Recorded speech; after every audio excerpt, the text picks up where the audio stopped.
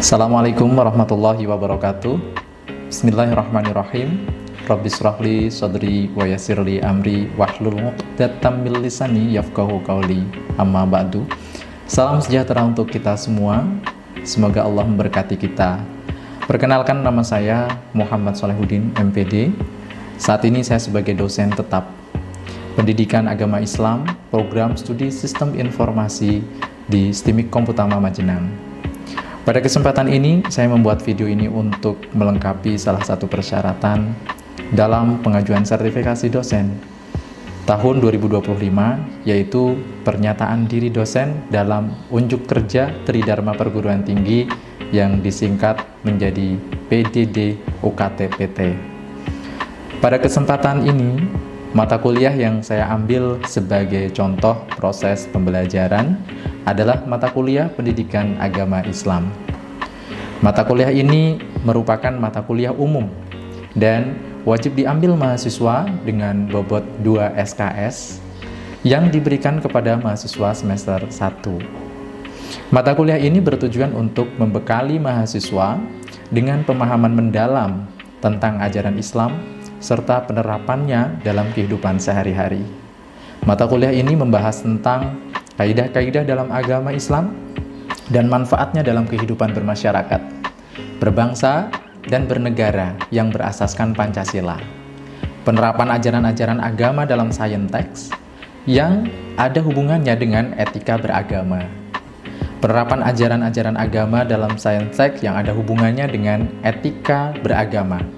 Setelah mendapatkan mata kuliah ini, diharapkan mahasiswa mampu memahami tentang ajaran agama Islam dan penerapannya dalam kehidupan sehari-hari.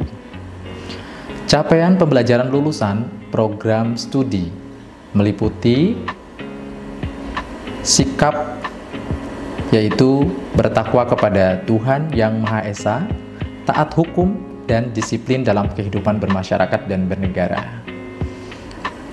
CPL yang kedua, pengetahuan. Mahasiswa mampu menerapkan konsep kemanusiaan secara utuh untuk mewujudkan peradaban maju, produktif, dan kompetitif berdasarkan prinsip-prinsip kearifan lokal dan atau nilai-nilai Islami. CPL 3, keterampilan umum. Mahasiswa mampu menerapkan pemikiran logis, kritis, sistematis, dan inovatif dalam konteks pengembangan atau implementasi ilmu pengetahuan dan teknologi yang memperhatikan dan menerapkan nilai humaniora yang sesuai dengan bidang keahliannya. CPL keempat, keterampilan khusus. Mahasiswa mampu menerapkan teknik berkomunikasi dengan baik. Adapun CPMK atau capaian pembelajaran mata kuliah dalam hal ini kami bagi menjadi 4. CPMK yang pertama, yaitu mahasiswa mampu mengaitkan nilai-nilai ketakwaan kepada Tuhan Yang Maha Esa dalam kehidupan bermasyarakat dan bernegara. CPMK yang kedua, mahasiswa mampu menerapkan konsep kemanusiaan secara utuh berdasarkan prinsip-prinsip kearifan lokal dan atau nilai-nilai Islami. CPMK yang ketiga, mahasiswa mampu menerapkan pemikiran logis, kritis, sistematis, dan inovatif dalam konteks pengembangan atau implementasi ilmu pengetahuan dan teknologi yang sesuai dengan bidang keahliannya. CPMK yang keempat, mahasiswa mampu berinteraksi dan menyampaikan pesan dengan jelas dan santun. Adapun pokok bahasan dalam mata kuliah ini yaitu terbagi menjadi 16 pertemuan. Pertemuan pertama, kami menjelaskan tentang makna agama Islam. Pertemuan kedua, tentang makna dan tujuan hakikat Islam.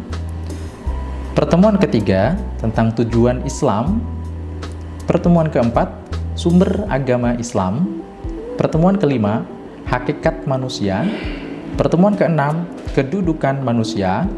Pertemuan ketujuh, proses pembentukan masyarakat. Pertemuan 8, yaitu ulangan tengah semester. Pertemuan ke-9 tentang budaya-budaya masyarakat. Pertemuan ke-10 budaya dalam kehidupan. Pertemuan ke-11 sarana-sarana pengabdian kepada Allah Subhanahu wa taala. Pertemuan ke-12 hubungan ibadah dengan kehidupan bermasyarakat. Pertemuan ke-13 ajaran tentang akhlakul karimah dan akhlakul mazmumah. Pertemuan yang ke-14 yaitu pandangan Islam terhadap sains dan teknologi.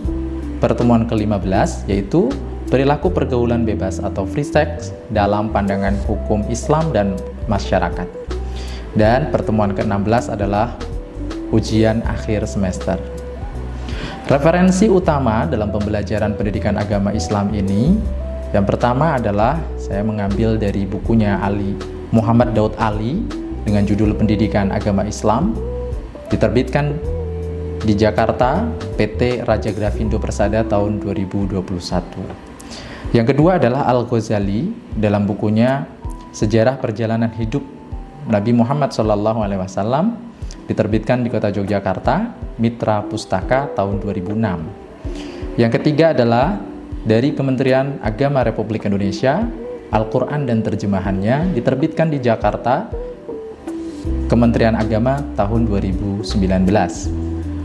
Kemudian yang keempat adalah buku miliknya Kiai Haji Sahal dengan judul Fikih Sosial, diterbitkan di Yogyakarta oleh Elkis Yogyakarta tahun 1994. Referensi yang kelima yaitu miliknya Muhammad Jalaluddin, Pergaulan Bebas Generasi Muda dalam Perspektif Hukum Islam atau Al-Quran, yang diterbitkan di Al-Irsyad Jurnal Studi Islam, volume 1, nomor 1, halaman 41 sampai 56 tahun 2022. Adapun referensi pendukung, yaitu kami masukkan jurnal ilmiah yang sudah kami terbitkan milik saya sendiri.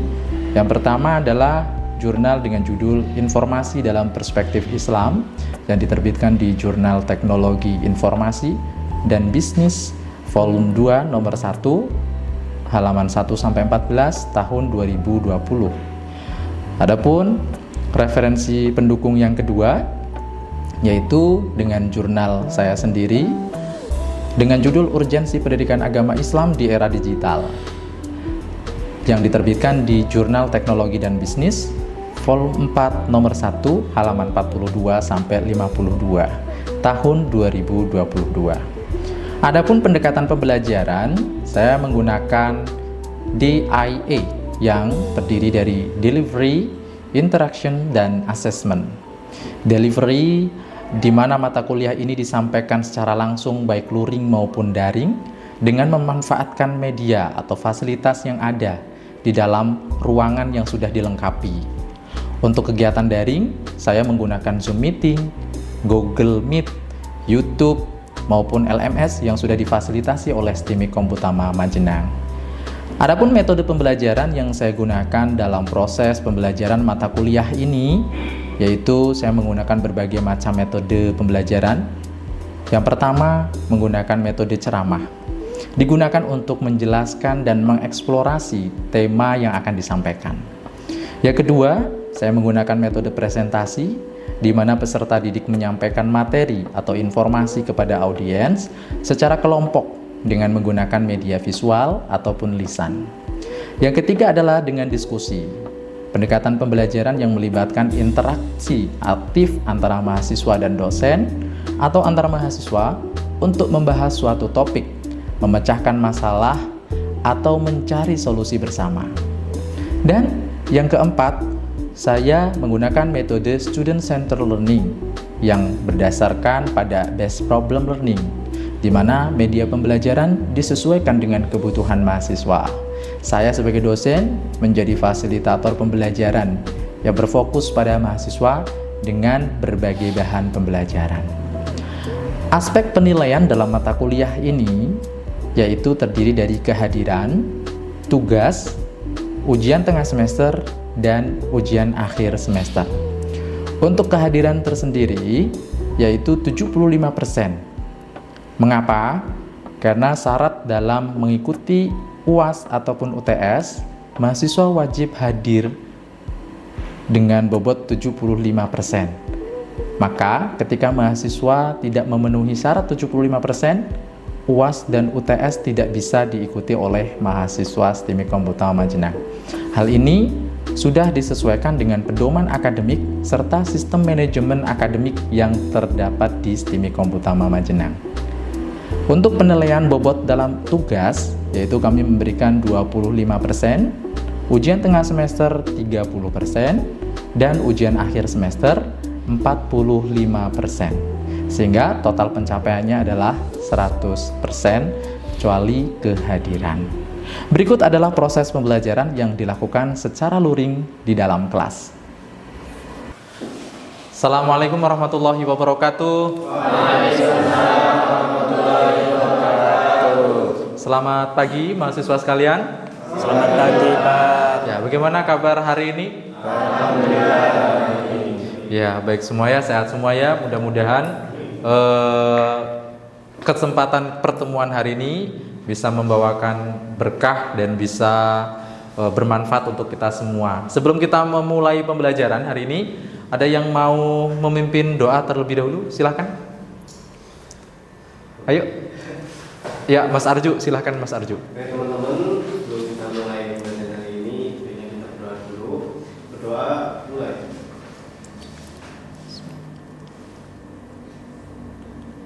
Selesai. Ya, terima kasih untuk doa hari ini, mudah-mudahan bisa membawakan keberkahan untuk kita semua dan dalam menuntut ilmu hari ini bisa bermanfaat di dunia maupun akhirat. Allahumma amin. Ya, baik. Mahasiswa sekalian, hari ini saya coba untuk presensi kehadiran terlebih dahulu ya. Ada yang tidak hadir hari ini? Ya, oke, coba saya presensi dulu ya. Hari ini siapa yang tidak hadir? Agus Tamamul Fauzi ada? Oke, Ahmad Beni Rusli ada? Ada. Aini Muftihah ada? Nggak ada ya, izin ya. Oke, Arju Kafi ada? Oke, baik teman-teman semua, kita sudah presensi hari ini dan kita akan mempelajari materi yang akan kita pelajari di pertemuan ke-14 ini. Teman-teman semua, kemarin kita sudah mempelajari tentang apa? Ada yang masih ingat? Tentang akhlak. Tentang akhlak. Baik. Nah, kira-kira siapa yang mau menyampaikan mengulas materi kemarin? Tentang saya, Pak. Ya, oke. Mas Maktuf. Silakan Mas Maktuf. Assalamualaikum warahmatullahi wabarakatuh. Waalaikumsalam warahmatullahi wabarakatuh. Saya Ilhamatul Musaki ingin merangkum materi kemarin yaitu tentang akhlak. Akhlak adalah bagian inti dari ajaran Islam karena akhlak itu tersendiri adalah sesuatu yang Nabi itu diutus untuknya. Seperti dalam hadis dicantumkan bahwa innama bu'itsu liutamima makarimal akhlak. Sesungguhnya aku diutus untuk menyempurnakan akhlak. Karena sebelum Nabi diutus, akhlak manusia itu benar-benar bobrok sekali, yaitu yang disebut dengan zaman jahiliyah. Maka Nabi diutus untuk menyempurnakan akhlak itu sendiri. Sekian dari saya. Wassalamualaikum warahmatullahi wabarakatuh. Waalaikumsalam warahmatullahi wabarakatuh. Tepuk tangan dulu buat Mas Matuf. Luar biasa ya. Jadi ulasannya sampai kompleks semuanya, sudah mengena semuanya. Jadi ada hubungannya dengan akhlak dan materi sekarang. Nah, hari ini kita akan membahas di materi yang ke-14, pertemuan ke-14 ini nanti dengan judul Pandangan Islam terhadap Sains dan Teknologi. Tentunya seorang yang berakhlak, maka bagaimana pandangan mereka untuk menghadapi sains dan teknologi era sekarang. Sudah siap semuanya untuk materi hari ini? Siap. Sudah, ya, oke. Sebelum kita mulai materi hari ini, kita akan coba lihat dulu deskripsi mata kuliah pagi hari ini. Yang pertama ini, yaitu pendidikan agama Islam dalam hal pandangan sains dan pandangan Islam terhadap sains dan teknologi. Ini harapannya memberikan pengalaman belajar yang mendalam kepada mahasiswa sekalian. Kajian pandangan Islam terhadap sains dan teknologi. Adapun CPMK atau capaian pembelajaran mata kuliah, di sini adalah mahasiswa mampu menerapkan pemikiran yang logis, kemudian kritis, dan tidak hanya itu, tetapi harus sistematis, ya, dan inovatif dalam konteks pengembangan atau implementasi ilmu pengetahuan dan teknologi yang sesuai dengan bidang keahliannya. Kemudian yang sub CPMK-nya adalah bahwa mahasiswa mampu menguraikan ilmu pengetahuan dan teknologi yang sesuai dengan bidang keahliannya. Adapun indikator-indikator yang nanti akan kita capai dalam pembelajaran hari ini, yang pertama, mahasiswa mampu menganalisis. Nah, jadi nanti teman-teman menganalisis ya fungsi dan fungsi dan manfaatnya sains dan teknologi setelah mendapatkan penjelasan dari dosen. Dan yang kedua adalah mahasiswa ini mampu menelaah ruang lingkup sains dan teknologi setelah mendapatkan penjelasan dari dosen. Dan yang ketiga, ini mahasiswa sekalian mampu menguraikan nilai-nilai serta pandangan pendidikan agama Islam terhadap sains dan teknologi setelah mengerjakan tugas dari dosen. Begitu kira-kira bisa dipahami? Oke, kita lanjut ya. Ya, selanjutnya adalah yang selanjutnya adalah kita akan mengetahui tentang apa itu teknologi dan apa itu sains ya. Teman-teman sekalian, ini yuk kita bermain bersama. Silahkan manfaatkan gadget teman-teman semua untuk men-scan barcode yang ada di sini. Oke, silahkan teman-teman boleh untuk scan barcode. Nah, di sini. Teman-teman, silakan Anda bisa menjawab salah satu saja, apa itu sains atau apa itu teknologi. Pilih salah satu, jangan dispasi ya, biar nanti terlihat semuanya di sini. Ya, jawabannya jangan dispasi. Misalnya sains adalah apa, teknologi adalah apa. Satu aja jawabannya, silahkan.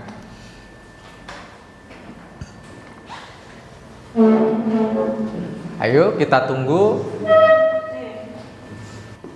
Ya, ada yang sudah menjawab. Teknologi adalah manifestasi dari sains. Yuk, ada lagi yang menjawab lainnya? Pollingnya kita tunggu. Ya, kita akan tutup pollingnya ya. Kita akan tutup pollingnya. Nanti saya minta. Wah, oke, ada lagi nih, tambahan lagi. Baik, kita tutup dulu pollingnya. Oke, terima kasih teman-teman sudah menjawab semua. Tapi saya akan minta ada satu orang yang tadi. Siapa yang siap untuk menguraikan tentang sains? Tadi sudah semua ya? Tadi sudah di sini semua. Oke, baik, kita langsung lanjut saja ya. Tadi ada yang menyampaikan bahwa teknologi merupakan manifestasi dari sains. Betul nggak kira-kira? Betul. Betul. Oke, kita coba lihat ya. Nah, teman-teman, di sini ada pengertian sains dan teknologi. Sains pertama, ini menurut James Conan. Ada yang tahu siapa James Conan? Iya. Iya, betul. Seorang profesor ya, filsafat ya, filsafat humaniora. Kemarin teman-teman ada yang tahu dari mana beliau? Dari Jerman. Ya, dari Jerman.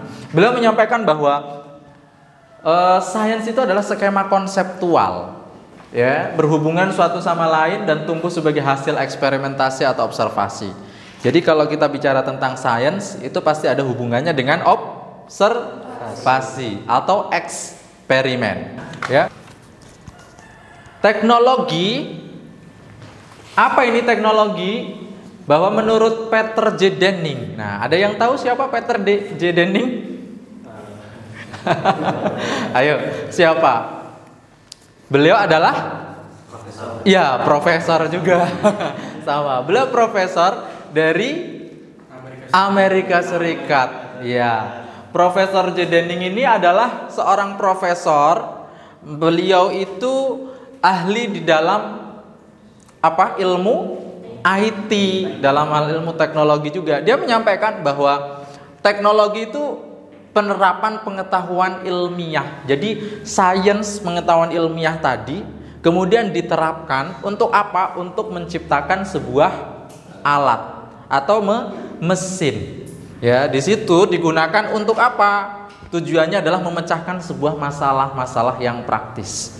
Nah, jadi dari teori tadi, dari apa yang telah dipikirkan oleh ilmuwan tadi, maka hasilnya adalah ilmu pengetahuan. Munculnya ilmu pengetahuan itu kalau sains. Maka semakin banyak ilmu pengetahuan itu karena semakin banyak ilmuwan saat ini. Nah, kemudian kalau dari sisi teknologi, ini apa? Muncul produk ya. Ada sebuah produk, kemudian ada metode yang digunakan dalam hal praktik-praktiknya untuk menjawab tantangan-tantangan itu. Jadi kalau menurut Pavitt ini tahun 94, beliau mengatakan bahwa sains itu adalah menyediakan dasar pengetahuan, sedangkan teknologi itu menggunakan pengetahuan untuk apa? Iya, untuk menciptakan solusinya gitu ya. Jadi ada hubungan. Artinya kalau tanpa sains maka bagaimana? Teknologi tidak. Iya, kalau tanpa sains maka teknologi ini tidak bisa diwujudkan dalam bentuk aplikasi. Nah, selanjutnya teman-teman, ini ada manfaatnya. Nah, apa sih manfaat sains dan teknologi kalau menurut Islam? Ada yang bisa paham manfaatnya apa? Yuk kita kaji bareng-bareng. Manfaat sains dan teknologi sudah jelas di sini, diterangkan oleh Allah dalam surat Ar-Rahman. Bismillahirrahmanirrahim. Ya ma'syaral jinni wal insi in istata'tum an tanfudu min aqtaris samawati wal ard fanfudu la tanfudu na illa bisultan. Sudah jelas. Ini sering teman-teman mungkin hafal ya. Nah, ini surat ini sering dikaji oleh teman-teman santri, bahwa Islam itu memotivasi sekali untuk penggunaan teknologi untuk kebaikan manusia, karena diterangkan wahai segenap jin dan manusia, untuk apa? Tembuslah ya, yang ada jika kamu sanggup menembus melintasi penjuru langit dan seterusnya, kata Allah tembuslah, fangfudu, maka tembuslah.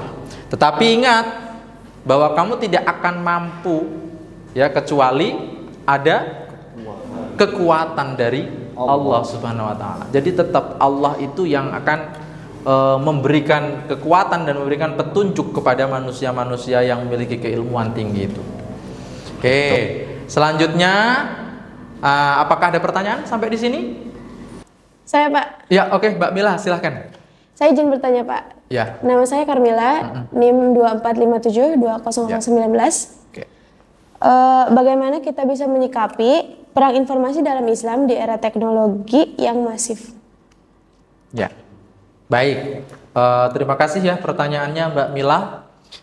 Bagaimana kita menyikapi peran informasi di dalam teknologi dan sains saat ini yang sudah semakin berkembang begitu kurang lebihnya ya? Ya. Oke, ya. Teman-teman semua, ini bagus sekali pertanyaannya. Silakan teman-teman, saya pernah membuat sebuah jurnal, namanya adalah Informasi dalam Perspektif Islam. Ya, di situ ditemukan bahwa dalam informasi perspektif Islam ini ada 6 kaitannya dengan bagaimana peran informasi di saat ini. Islam itu menyikapi informasi saat ini. Kita tahu bahwa informasi-informasi yang terkadang kita dapatkan, yang kita konsumsi sehari-hari itu belum tentu benar, ya kan? Nah, tetapi Islam itu melihat yang pertama bahwa informasi ini harus bersifat qassoh, atau artinya adalah benar, ya, harus mengandung sebuah kebenaran. Jadi kalau kita mau memberikan informasi kepada orang lain, kita harus disaring, difilter dulu tuh informasinya benar atau tidak. Begitu Mbak Mila? Sudah cukup jelas ya? Cukup, Pak. Oke, terima kasih Mbak Mila ya. Nah, baik mahasiswa sekalian, saya minta teman-teman untuk bisa membagi kelompok. Hari ini kita akan ada tugas kelompok. Saya persilahkan dibagi menjadi 3 kelompok, dan nanti masing-masing kelompok saya berikan satu karya ilmiah atau satu artikel ilmiah ini dengan judul urgensi pendidikan agama Islam di era digital saat ini. Silakan kalian nanti bisa ditelaah, kalian bisa menganalisis. Tujuan tadi adalah kita menganalisis apa atau bagaimana peran pendidikan agama Islam tentang terhadap sains dan teknologi saat ini. Sudah siap ya? Silakan teman-teman bisa berbagi kelompoknya masing-masing. Oke. Ya, baik. Mahasiswa sekalian, tadi kita sudah membahas tentang menganalisa dengan judul urgensi pendidikan agama Islam di era digital. Sudah selesai semua ya? Sudah. Oke. Ada yang mau mempresentasikan hasil diskusinya? Saya persilahkan. Saya Pak. Oke, Mas Beni. Saya persilahkan Mas Beni. Yuk. Oke, Assalamualaikum warahmatullahi wabarakatuh. Waalaikumsalam warahmatullahi wabarakatuh. Saya Ahmad Beni Rusli dengan NIM 245720003 ingin memaparkan hasil diskusi dari kelompok 2. Berdasarkan hasil diskusi kami tentang bagaimana peran pendidikan agama Islam di bidang sains dan teknologi, di sini kami ingin memaparkan atau saya ingin memaparkan 5 poin. Yang pertama, pendidikan agama Islam sebagai penjaga nilai moral.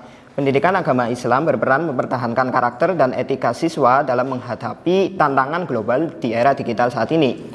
Kemudian yang kedua, inovasi pembelajaran berbasis teknologi. Pendidikan agama Islam mendorong pengembangan metode pembelajaran modern dengan mengintegrasikan teknologi digital. Dalam contoh seperti media interaktif, video pembelajaran, platform e-learning, dan lain sebagainya. Kemudian yang ketiga, penguatan karakter lewat keteladanan. Guru pendidikan agama Islam harus menjadi teladan, memperkuat karakter siswa atau mahasiswa, mendorong aplikasi nilai-nilai Islam dalam kehidupan nyata. Kemudian yang keempat, literasi digital dan berpikir kritis. Pendidikan agama Islam melatih siswa atau mahasiswa untuk berpikir kritis terhadap konten digital. Kemudian yang kelima, pendidikan agama Islam sebagai filter bijak teknologi. Pendidikan agama Islam tidak melarangnya untuk akses internet, tetapi membimbing siswa agar memanfaatkan teknologi secara positif. Demikian, itu tadi 5 poin berdasarkan hasil diskusi dari kelompok 2 yang bisa saya sampaikan. Terima kasih.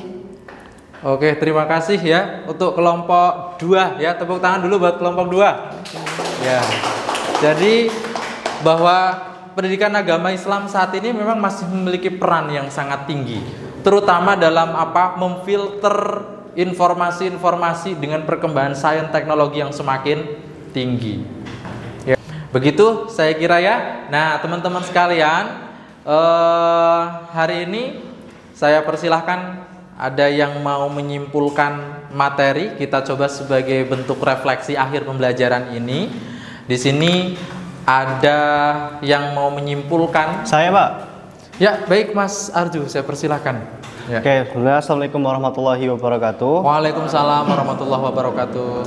Oke, saya Arju Kavijanani dengan NIM 245720008 ingin sedikit menyimpulkan tentang materi kita hari ini tentang sains dan juga pandangan Islam terhadap sains dan teknologi. Oke, sebelumnya aku ingin menyimpulkan itu di beberapa poin. Nah, yang pertama itu ada tentang sains itu sendiri dan juga teknologi. Sains yang bisa dibilang itu adalah dasar ilmu pengetahuan yang ada di semesta ini. Karena hampir ilmu sains itu hampir mencakup semua aspek dari sosial, alam maupun juga hubungan antar manusia.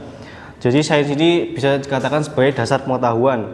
Lalu ada teknologi. Ya, teknologi ini hasil dari sains. Yang dimana teknologi ini ada karena perwujudan dari ilmu-ilmu sains tersebut. Mungkin itu yang dapat saya simpulkan dari materi kita kali ini. Semoga bermanfaat semuanya. Terima kasih. Wassalamualaikum warahmatullahi wabarakatuh. Waalaikumsalam warahmatullahi wabarakatuh. Ya. Terima kasih Mas Arju ya. Tepuk tangan dulu buat Mas Arju. Semua sudah lengkap. Tadi disimpulkan semua, baik dari mulai sains, kemudian teknologi, bagaimana agama Islam ini menyikapi, pendidikan agama Islam menyikapi tentang sains dan teknologi, terutama dalam informasi tersendiri ya. Apalagi dengan yang terakhir tadi penggunaan teknologi yang saat ini, bahwa mahasiswa memang harus bisa memfilter dengan baik ya. Ya, teman-teman semua, kiranya itu adalah pembelajaran hari ini dan sampai jumpa lagi di pertemuan ke-15 besok. Insya Allah kita akan bertemu di minggu depan dengan materi yang berbeda, tentunya kelanjutan dari sains dan teknologi ini. Dan saya akhiri, mari bersama-sama kita tutup dengan bacaan hamdalah. Alhamdulillahirabbil alamin. Terima kasih dan saya akhiri cukup sekian. Wabillahi taufiq wal hidayah. Wassalamualaikum warahmatullahi wabarakatuh. Waalaikumsalam warahmatullahi wabarakatuh. Demikianlah video pembelajaran yang telah disampaikan. Semoga video ini bisa menjadi pertimbangan untuk syarat sertifikasi dosen tahun 2025. Terima kasih. Wabillahi taufiq wal hidayah. Wassalamualaikum warahmatullahi wabarakatuh.